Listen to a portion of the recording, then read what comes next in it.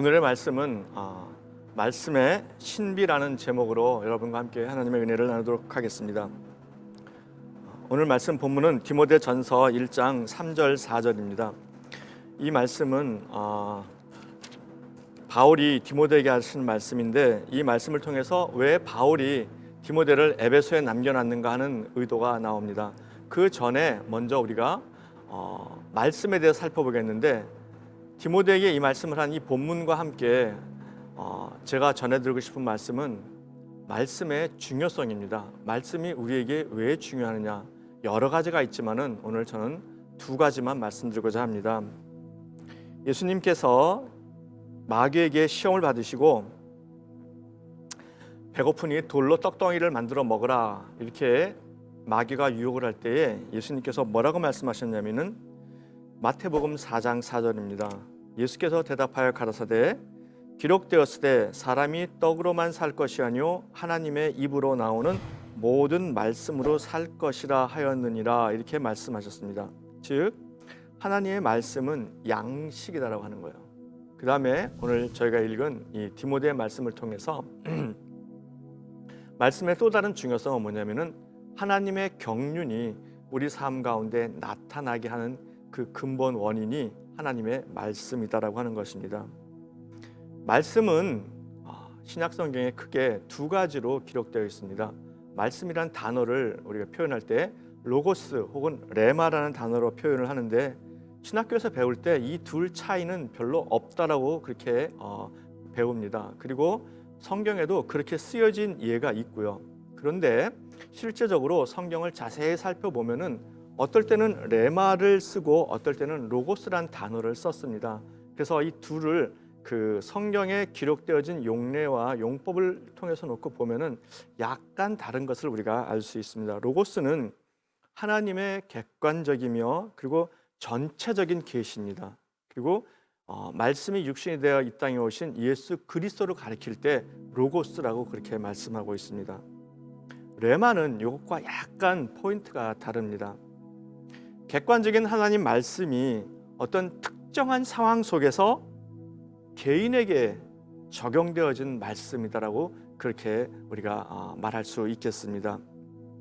그래서 성경을 통해서 주관적으로, 역동적으로 지금 나에게 들려오는 내용, 그 말씀, 그것을 우리가 레마라고 표현할 수 있겠습니다. 그래서 마태복음 4장 4절을 정리하면은 사람은 떡, 우리가 그 조회와 비오스가 있지 않습니까? 하나님의 영원한 생명인 조회와 육체의 생명인 비오스, 비오스는 떡을 먹지만은, 즉 우리의 육체의 생명은 떡이 필요하지만은 우리의 영의 생명, 영은 하나님의 말씀이 필요하다라고 그렇게 말씀하고 있습니다. 그래서 요한복음 6장 63절에 예수님께서 그렇게 말씀하지 않습니까? 내가 너희에게 전하는 말이 영이요 생명이라. 이때 말이라고 기록되어진 단어가 헬라어에서 레마라는 단어를 썼습니다. 즉 레마가 영이고 스피릿, 그리고 우리의 생명, 조회다라고 그렇게 말씀하고 있습니다. 그러니까 말씀이 우리 가운데, 하나님의 말씀이 지속적으로 흘러 들어오고, 특별히 로고스 말씀도 우리 가운데 이 경험적으로 보니까 힘을 주지만은 이 레마 말씀으로 자기가 받아들였을 때 더 큰 은혜가 있다는 개인적인 그런 경험이 있습니다. 그래서 하나님의 말씀이 우리 가운데 지속적으로 들어와야 되는데, 예수님께서 마태복음 4장 4절에서 이것을 양식이라고 표현하지 않았습니까? 그래서 다시 한번 생각해 보면은 이게 양식이기 때문에 아침 먹고 점심 먹고 저녁 먹고, 그래서 우리가 음식을 통해서 힘을 계속 공급받는 거 아니겠습니까? 마찬가지로 말씀도 계속 공급받아야 됩니다. 많은 분들의 간증과 이야기를 통해 놓고 듣고 보면은 20년 전에 30년 전에 은혜 받았다라고 이렇게 말씀하시는데, 아마 그러면은 그분은 엄청난 그 영적인 기아에 허덕일 거라 그렇게 생각됩니다. 그래서 우리가 하나님의 말씀을 먹어서 그것이 우리 영의 양식이 되는, 그리고 그것을 통해서 생명을 얻는 우리가 되기를 주의 이름으로 축원합니다. 오늘의 말씀은 아까 제가 초반에 말씀드린 것처럼 바울이 로마 감옥에서 디모데에게 보낸 편지입니다. 그 내용은 뭐냐면요, 디모데에게 하나님의 말씀을 바르게 전하도록 하기 위해서 남겨뒀다는 거예요. 아마 에베소 교회도 많은 그런 이단 말씀들이 있었던 것 같습니다. 그래서 첫 번째 무엇을 전하지 말아야 되냐면요, 다른 교훈, 어떤 사람들을 명하여 다른 교훈을 가르치지 말며, 다른 교훈이 교회에서 전달돼서는 안 된다고 하는 거죠.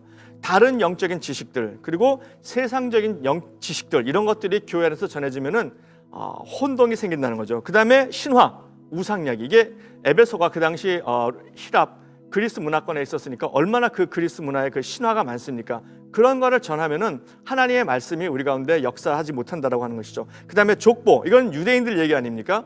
율법 이야기죠. 이런 것들은 다 무엇을 만드냐면은 변론, 다툼, 싸움만 만든다고 하는 거예요. 그러면은 무엇을 전해야 되느냐?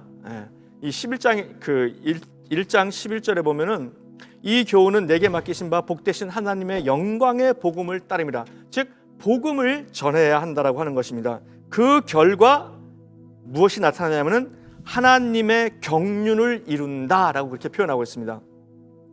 오늘의 핵심은 바로 이 경륜인데, 바른 복음, 바른 말씀을 들으면은 성도가 생명을 얻고 동시에 하나님의 경륜이 나타난다고 하는 것인데, 하나님의 경륜은 오이코노미아라고 하는 헬라어 단어입니다. 킹제임스 버전에서는 이것을 디스펜세이션이라고 그렇게 번역을 해가지고 하나님께서 우리 각자에게 허락하신 그 몫을 나누어 주시는 것, 그러니까 내게 허락된 복을 하나님께로부터 받는 것이 바른 말씀을 들음으로써 받는 것이다라고 그렇게 말할 수 있겠습니다.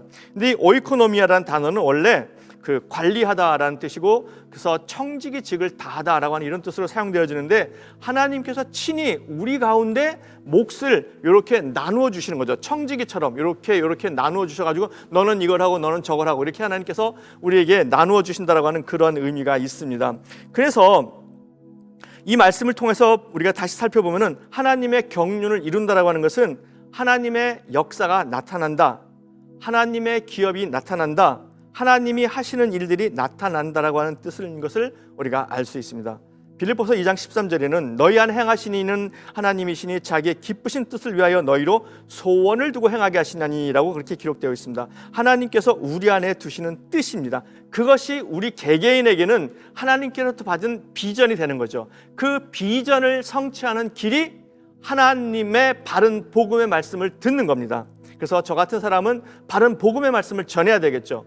또 성도들은 그 복음의 말씀을 바르게 받아 먹고 그것을 분별하고 구별하고, 그래서 개개인의 삶 속에 하나님의 경륜이 드러나는 삶을 살 수 있어야 되겠습니다. 근데 이게 어디 있습니까? 믿음 안에 있다고 하지 않습니까? 그러니까 우리가 믿음 안에서, 믿음도 정서적인 작용이나 내 마음의 확신 이런 것이 아니라 하나님과의 교제의 관계입니다. 그래서 하나님과 교제하면서 그 음성을 듣고 그 말씀을 순종할 때에 하나님의 경륜이 다 드러나는 줄로 믿습니다. 아멘. 그래서 하나님의 경륜이 다 드러나는, 그래서 하나님의 비전을 성취하는 여러분 모두가 되기를 주님의 이름으로 축원합니다. 아멘. 기도하겠습니다. 좋으신 아버지 하나님, 하나님의 말씀을 온전하게 들음으로써 또 하나님의 말씀을 분별함으로써 우리 삶 가운데 하나님의 역사가 나타나는 삶을 살게 하여 주신 것을 감사합니다. 예수님의 이름으로 기도드립니다. 아멘.